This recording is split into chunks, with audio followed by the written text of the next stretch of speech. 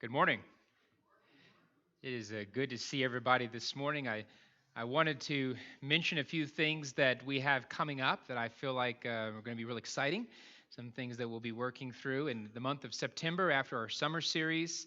On Wednesday nights, we're going to have a special class through the book of Proverbs. And what we'll do is Tanya King is going to take the women and teach them in one area, and then the elders and myself are going to tag team and teach the men, and we're going to work through a wonderful study in Proverbs together. So I encourage you to come and participate in that. It'll be a little something different, but it'll be good and encouraging. And then in October, we're going to focus on our mission work. And Benny is going to be coming and spending some time with us at the end of the month, I believe the last Sunday of that month. And Brad's going to come. He hasn't given me a date specific yet, but he's going to come and talk about his work.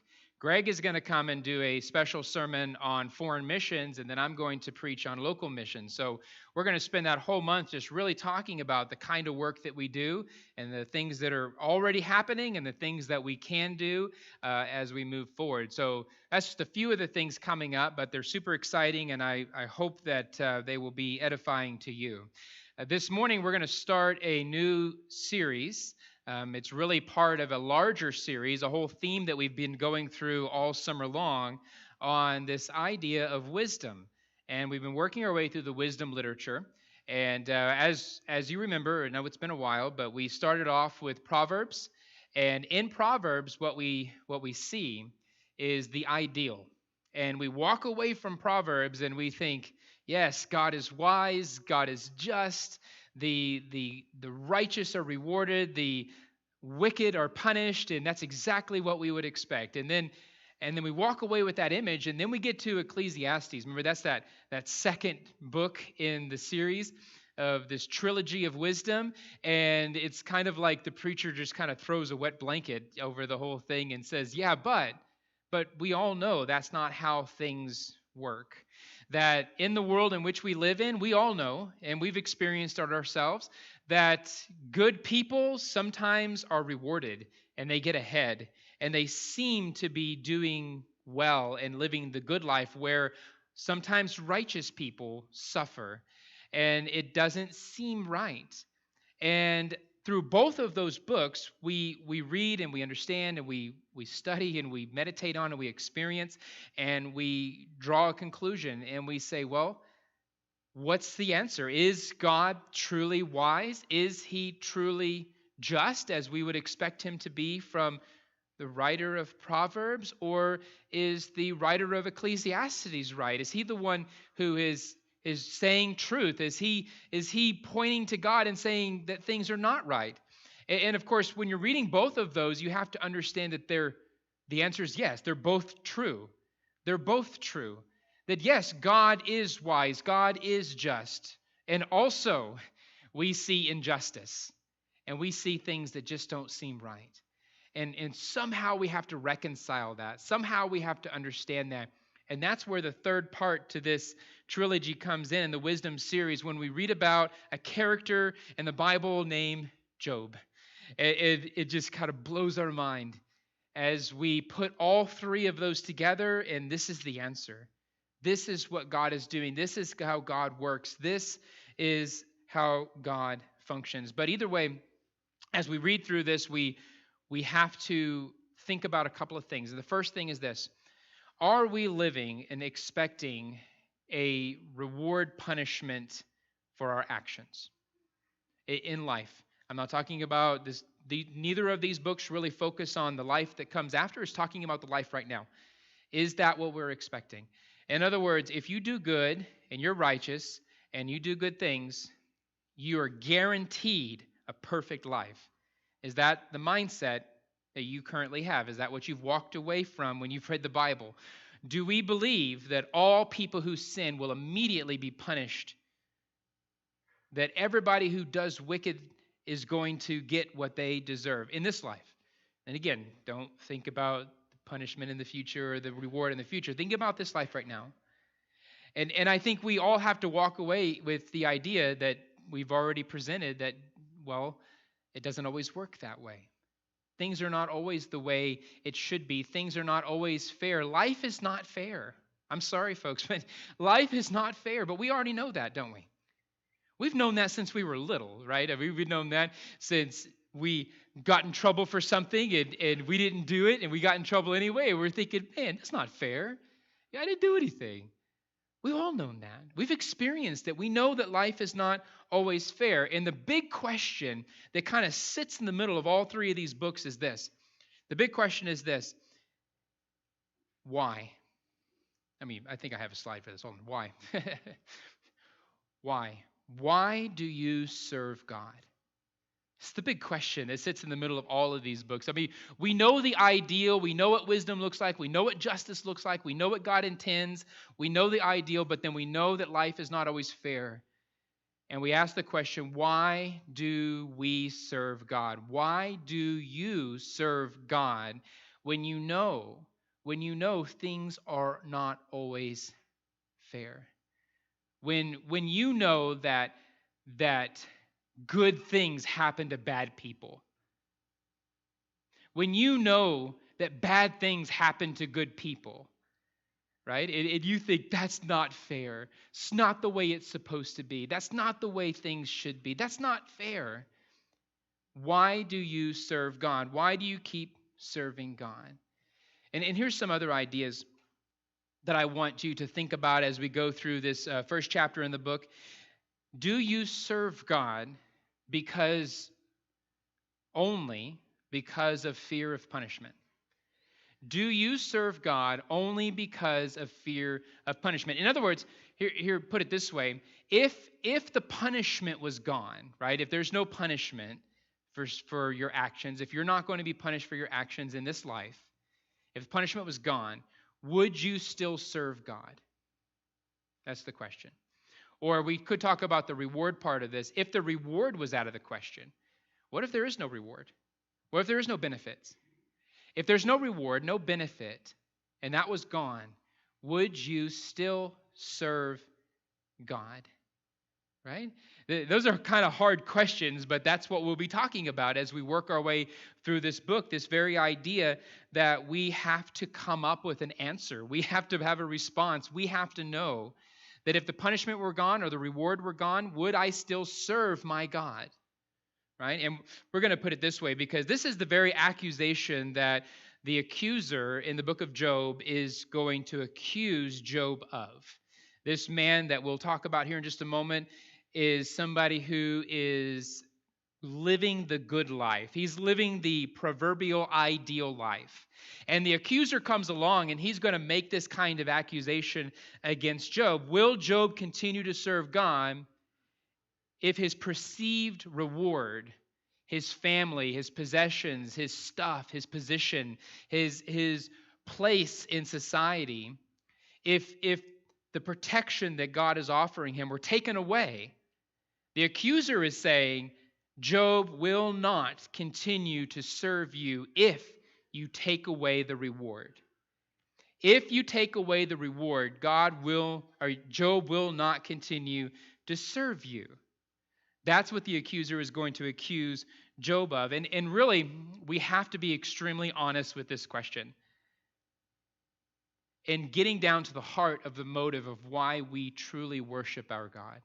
Why do we worship God?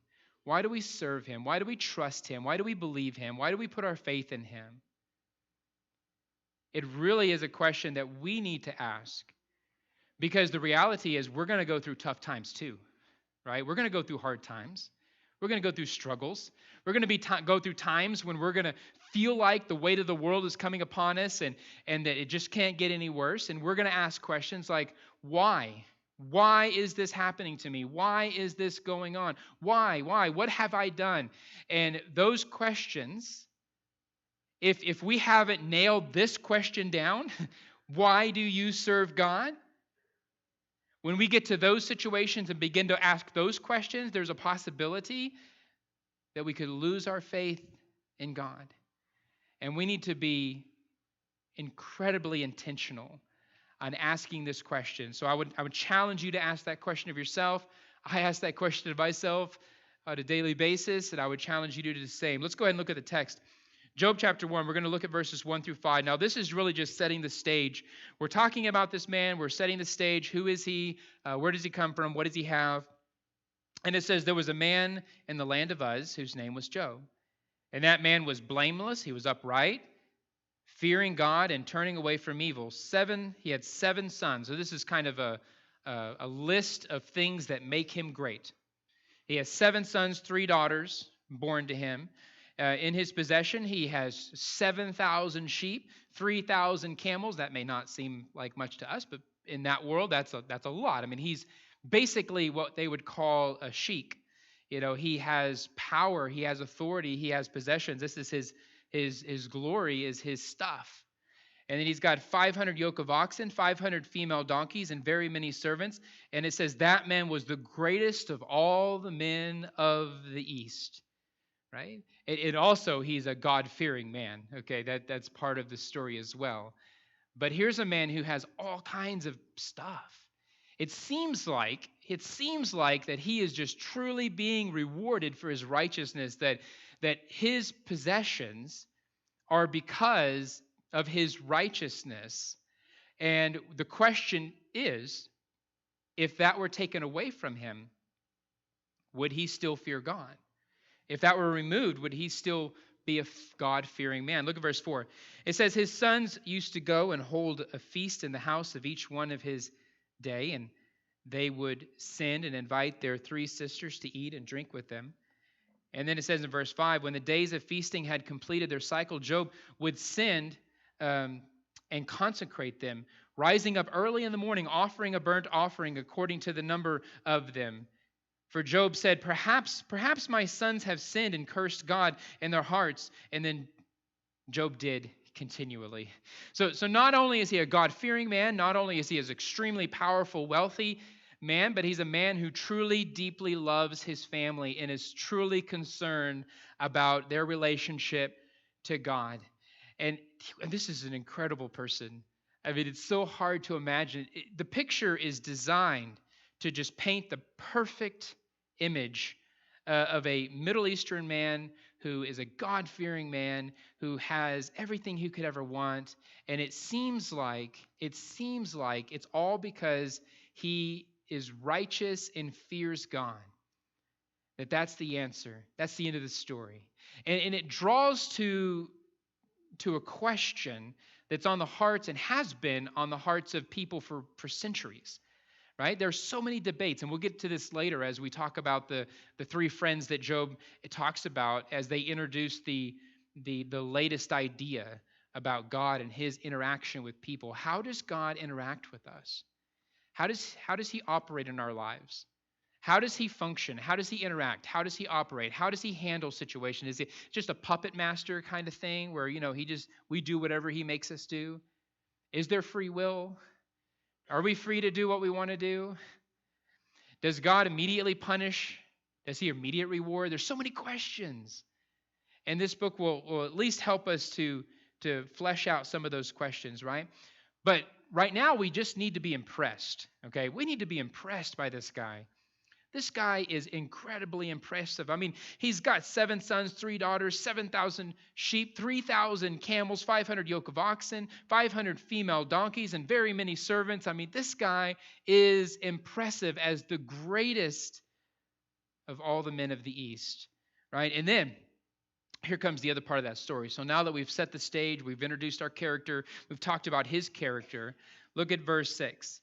It says, now there was a day when the sons of God, and that phrase, sons of God, a lot of times when you see that, it's talking about those who are in submission to God. That's the general idea. The sons of God came to present themselves before the Lord, and Satan also came among them. And the Lord said to Satan, from where do you come? And Satan answered the Lord and said, from roaming about on the earth and walking around on it. Now, most translations leave out the "the." Some of them have the "the," but that's really what it is. The word Satan in Hebrew is accuser, and it's the accuser.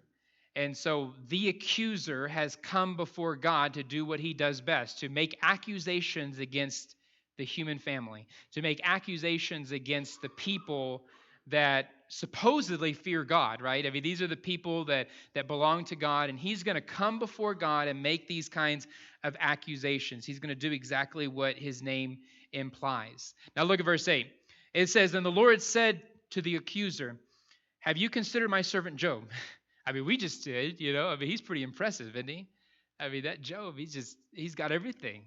He's obviously God-fearing. God has obviously rewarded him. I mean, it's perfect, you know. He's the kind of guy that everybody needs to be like. We've considered him, and he says to the accuser, have you considered him? Have you considered my servant Job? For there is no one like him on the earth, a blameless, upright man, fearing God, turning away from evil. This is what the accuser says. He says in verse 9, does Job fear for nothing? Does Job fear for nothing? Have you not made a hedge about him in his house and all that he has on every side? You have blessed the work of his hands, and his possessions have increased in the land. But put forth, the accuser says, put forth your hand now, touch all that he has, and he will surely curse you to your face. That's what he says. He says, God, all that you've done for Job. I mean, you've put a hedge around, a protection around him. You've given him all this stuff. You've done all this stuff for him. And he's pointing to God and saying, God, if you just take away the 7 sons, the 3 daughters, the 7,000 sheep, if you take away the 3,000 camels, the 500 yoke of oxen, the 500 female donkeys, and all the many servants, take all those away from him, I bet Job's going to turn around and he's going to curse you to your face, because that's all he is serving you for. He worships you, he serves you, he fears you because of what you do for him, and that's it. End of story, right? That's what the accuser is saying. And then again, it comes back to the question that we've been asking ourselves as well, right? Is that why we serve God? And if it is, how fickle is that faith? How fickle is a faith that only serves God for the reward? How fickle is a faith that only serves God because of the fear of punishment? Because what happens when punishment comes? What happens when things happen? What happens when something happens in your life and you think God must be punishing me? What happens to your faith?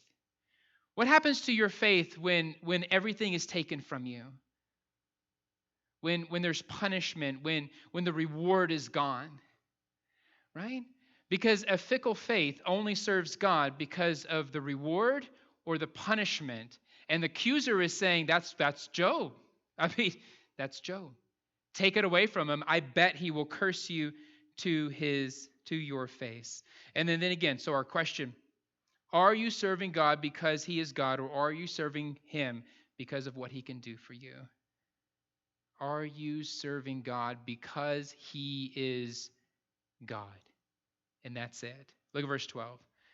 And the Lord said to the accuser, behold, all that he has is in your power. So in other words, you have control over him. You have control over his stuff. All that he has is in your power. Only do not put forth your hand on him. So the accuser departs from his presence, the presence of the Lord. And so just as impressed as we may be about Job himself, I mean, he is a very impressive person, we might be equally shocked about God's response. I mean, we're very impressed with Job. We're equally shocked by God's response. Why would God allow this? Why would this ever happen?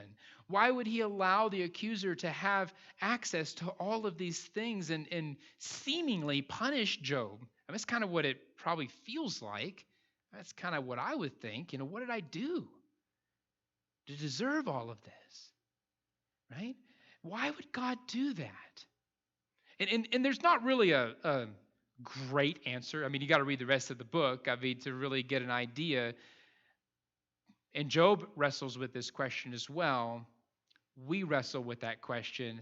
I believe it's supposed to sit there for all eternity, for all time, and allow us to wrestle with this idea of why do we serve God when God allows something like this to happen. God allows the accuser, to put his hand on to take away the 7 sons, the 3 daughters, the 7,000 sheep, the 3,000 camels, the 500 yoke of oxen, the 500 female donkeys, and all the many servants. And he says, I'm just going to take it all away. And that's exactly what happens. Look at the text in verse 13. It says, now on the day when his sons and daughters were eating and drinking wine in their oldest brother's house. Now I think it's important to note there's no reason to believe they're doing anything sinful. This was a very common feast in that day.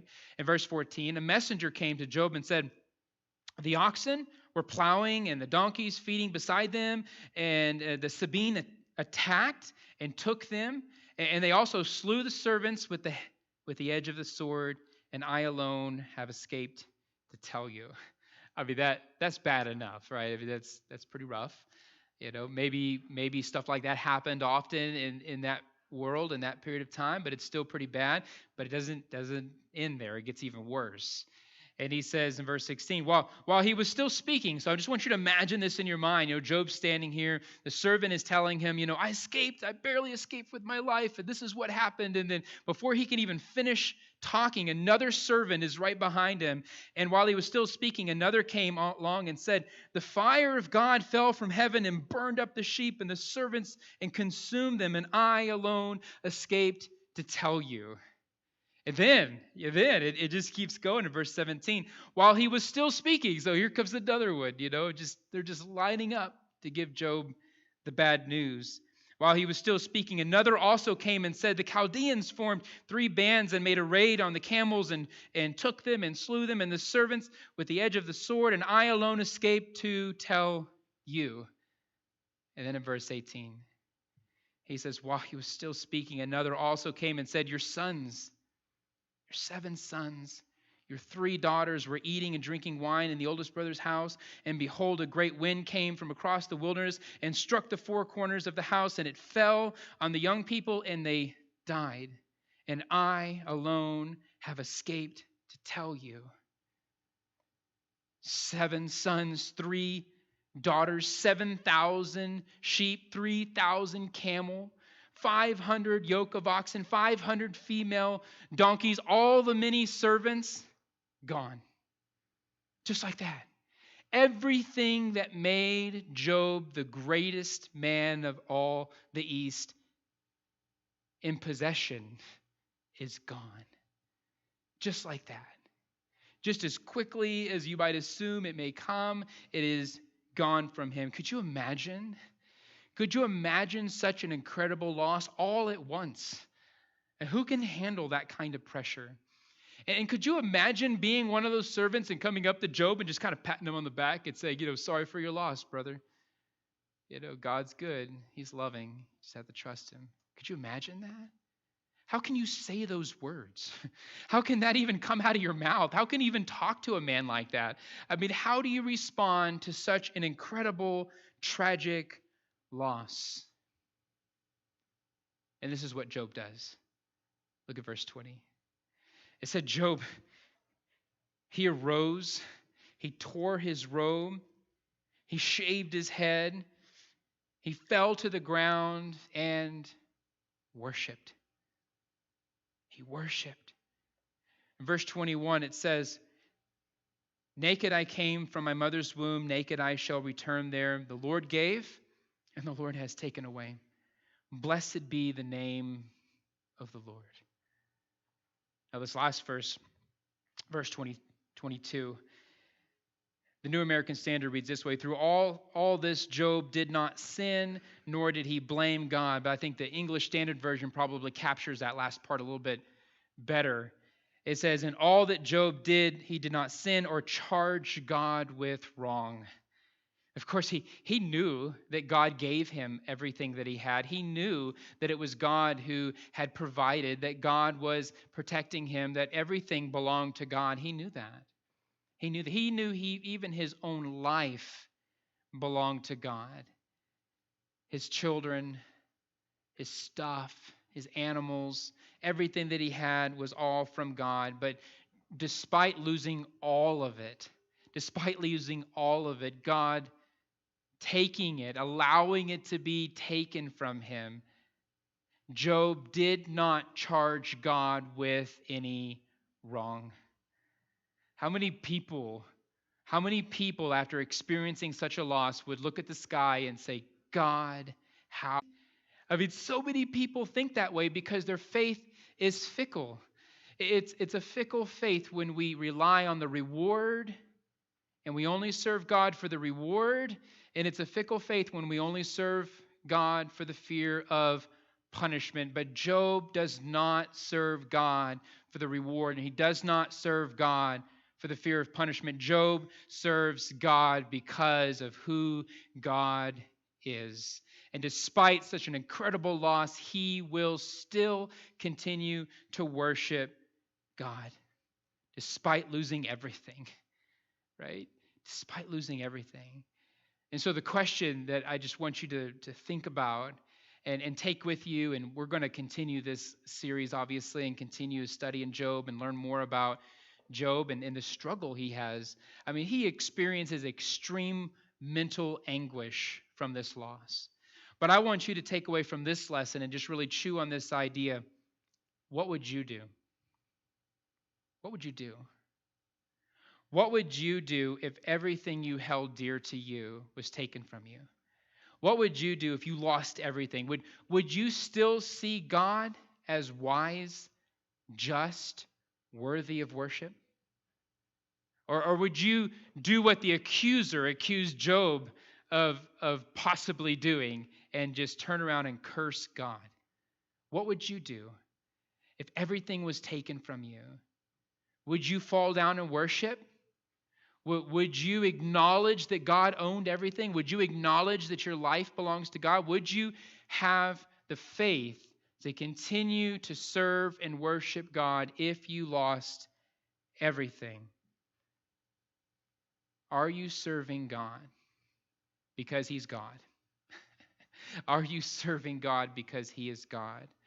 Or are you serving God for what He can do for you? I want you to wrestle with that question this week. I want you to think about it.